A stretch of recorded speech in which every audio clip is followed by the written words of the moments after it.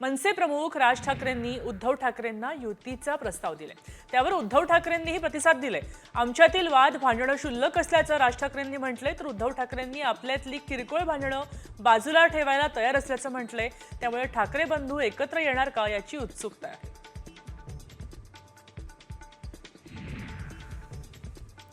ठाकरे गटाच्या ट्विटर हँडलवरून दोन्ही बंधूंचा एकत्र फोटो ट्विट करण्यात आलाय. ठाकरे गटानं ट्विटर हँडलवर फोटो पोस्ट केल्यानंतर राजकीय वर्तुळातील अनेकांच्या भुवया उंचावल्यात.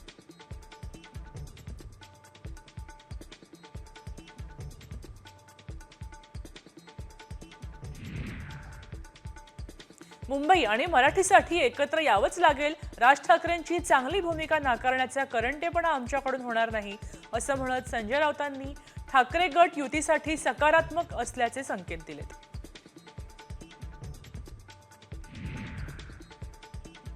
राज ठाकरे आणि उद्धव ठाकरे एकाच कुटुंबातील आहेत, त्यामुळे त्यांनी काय करावं हा त्यांचा अंतर्गत निर्णय असल्याचं उपमुख्यमंत्री अजित पवारांनी म्हटलंय. प्रत्येकाला निर्णय घेण्याचा अधिकार आहे. एकत्र येण्याबाबत दोघांचा अंतर्गत प्रश्न असल्याचं अजित पवारांनी सांगितलंय.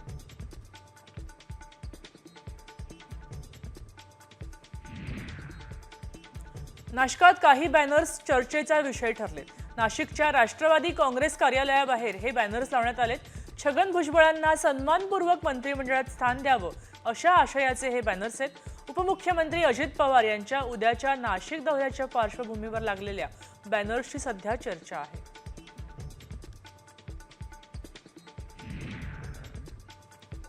ठाकरे बंधू एकत्र येणार असल्याच्या चर्चा सुरू झाल्यानं नांदेडमध्ये शिवसैनिक आणि मनसैनिकांमध्ये उत्साह पाहायला मिळतोय. तसंच ठाकरे बंधू एकत्र येऊ नये म्हणून विरोधक त्यात मिठाचा खडा टाकतायत. परंतु महाराष्ट्राच्या हितासाठी ठाकरे बंधूंनी एकत्र यावं अशी इच्छा कार्यकर्त्यांनी व्यक्त केली.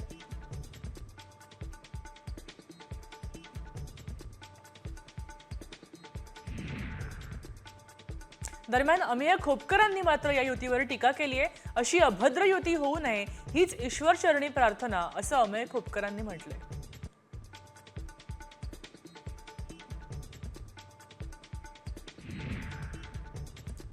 दोन्ही ठाकरे एकत्र येणार असतील तर मराठी मनासाठी हा सुवर्ण क्षण असेल अशी प्रतिक्रिया रोहित पवारांनी दिली आहे.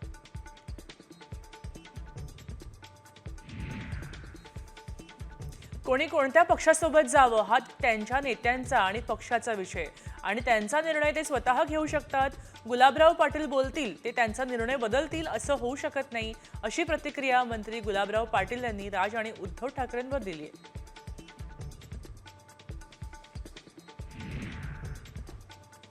राज ठाकरे म्हणाले, आमच्या वादापेक्षा महाराष्ट्र मोठा आहे. माझ्यासाठी ही खूप मोठी आणि गोड गोष्ट बातमी आहे अशी प्रतिक्रिया सुप्रिया सुळेंनी दिली आहे. आज मनापासून आनंद होतोय. राज आणि उद्धव पवार कुटुंबियांना दोघेही जवळचे आहेत असं देखील सुळे म्हणाल्या.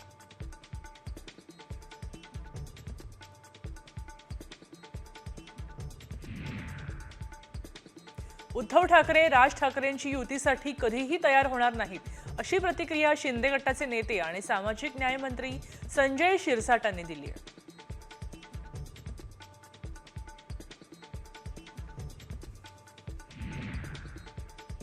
दरम्यान राज ठाकरेंच्या विधानानंतर दोन्ही ठाकरे बंधू एकत्र येणार का अशी चर्चा संपूर्ण महाराष्ट्रानं सुरू झाली आहे. एकत्र येण्याच्या विचारात काही वावगं नाही. दोन्ही नेते याबाबत निर्णय घेतील अशी प्रतिक्रिया अंबादास दानवे यांनी दिली आहे. तर दोन्ही भाऊ एकच आले तर महाराष्ट्राला आवडेल असं सुषमा अंधारे म्हणाल्या.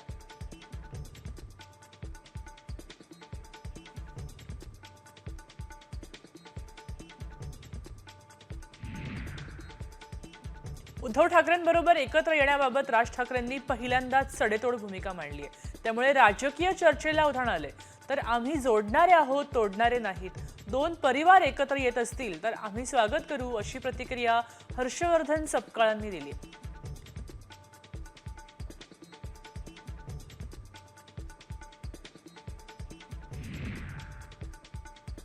जितेंद्र आव्हाडांनी राज ठाकरे आणि उद्धव ठाकरे यांच्या एकत्र येण्याच्या चर्चेवर प्रतिक्रिया दिली आहे. दोघेही जण हातात हात घेत असतील तर आपण कशाला बोलायचं त्यांच्यात. दोन भाऊ एकत्र येत असतील तर आपण कशाला निष्कारण बोलायचं असं सावध विधान आव्हाडांनी केलंय.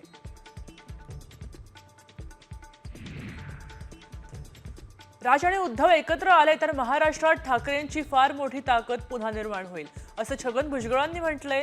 तर ठाकरे बंधू एकत्र येण्याला फारसं महत्त्व देण्याची गरज नसल्याचं मंत्री राधाकृष्ण विखे पाटलांनी म्हटलंय.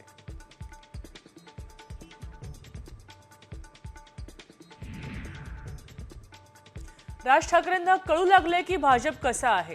त्यांचा भाजपसोबत भ्रमनिरास झालाय अशी प्रतिक्रिया अतुल लोंढेंनी दिली आहे. एकत्र येण्याबाबत उद्धव ठाकरे आणि राज ठाकरे यांचा निर्णय घ्यायचा आहे असंही ते म्हणाले.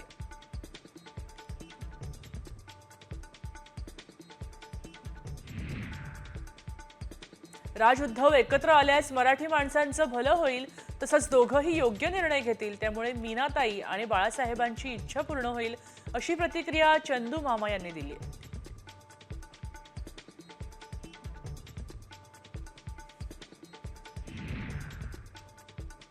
पहिलीपासून हिंदी भाषेची सक्ती कराल तर तुमच्या सकट उखडून फेकून देऊ असा इशारा उद्धव ठाकरेंनी भाजपला दिलाय. आपल्याकडच्या शासनकर्त्यांनी राज्यकर्त्यांनी राजकीय मतभेद बाजूला सारून मराठीकडे बघणं खूप आवश्यक आहे असं राज ठाकरे यांनी म्हटलंय.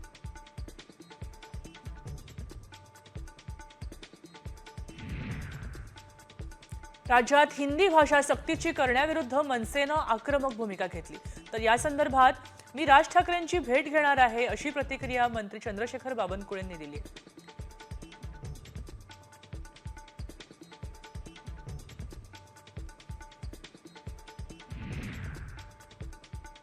मराठी भाषेला प्राधान्य असलं पाहिजे याबद्दल दुमत नाही. मात्र हिंदी भाषा दक्षिणेतील 1-2 राज्य सोडून सगळीकडे बोलली जाते. त्यामुळे हिंदी भाषा पहिलीपासून शिकवण्याची सक्ती केली आहे असं मत केंद्रीय आरोग्य आणि कुटुंब कल्याण राज्यमंत्री प्रतापराव जाधवांनी व्यक्त केलंय.